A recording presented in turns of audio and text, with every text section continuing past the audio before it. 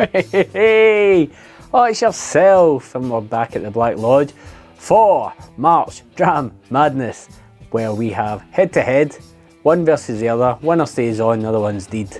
Out it goes. Hope you're enjoying it so far. We're on day 3 now. Got an interesting one today for you.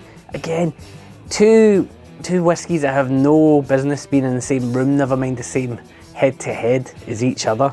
And by whiskey, one of them's a bourbon. You know, that's why it's Dram Madness, not Malt Madness. Without further ado, we go straight into it. We have OCD. Does it stand for Old Crow Distillery? Could be. Hailing from Glens Creek Distillery, just outside of Frankfort, Kentucky. A year ago, I was there. That was the 22nd of February. Last year I bought that. And next up, we have Fettercairn. Fettercairn Warehouse number 4 edition, I believe. Warehouse 2, batch 4. Not opened, just took the top off it. So very fresh pour. Will that influence where we go? Who knows, but there can only be one. Now in the head-to-head, as you can see, two quite different. Proof, a little bit higher, but will that make an influence? Who knows? Straight into it, let me do the pours. Now as always, it's unprejudiced. We're not looking at notes, we're not thinking about anything, we're just going straight in, seeing what the palate wants. The palate will get it and it moves on to the next. We'll start with the black one. Oh, instantly reminds me of like fake chocolate, weird childhood, like that weird Whopper bar that you used to get as a kid.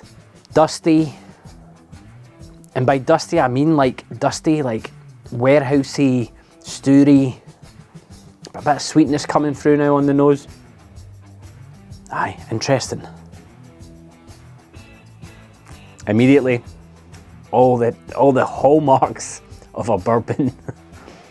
It's like a cola ice pull in the UK, a Mr. Freeze cola. There's a sweetness to it. I nearly said it when I was nosing it. The cola was starting to come through.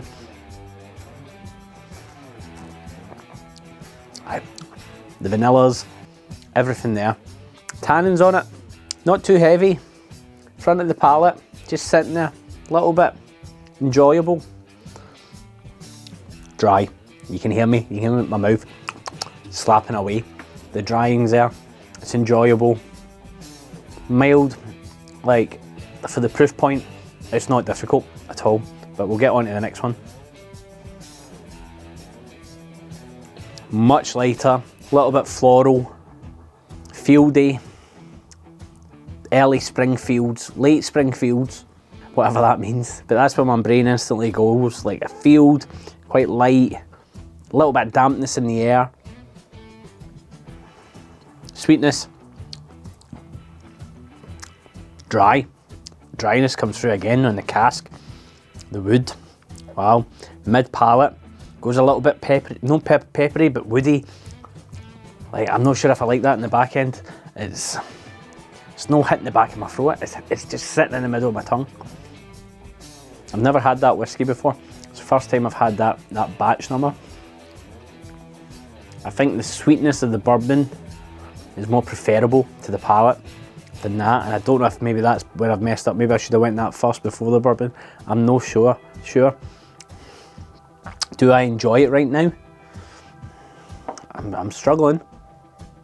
The nose is lovely. The nose is delicious, like really welcoming, really light.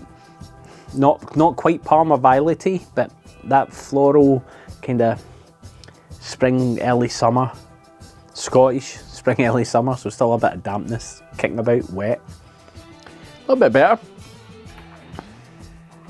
Maybe the bourbon was influencing it, but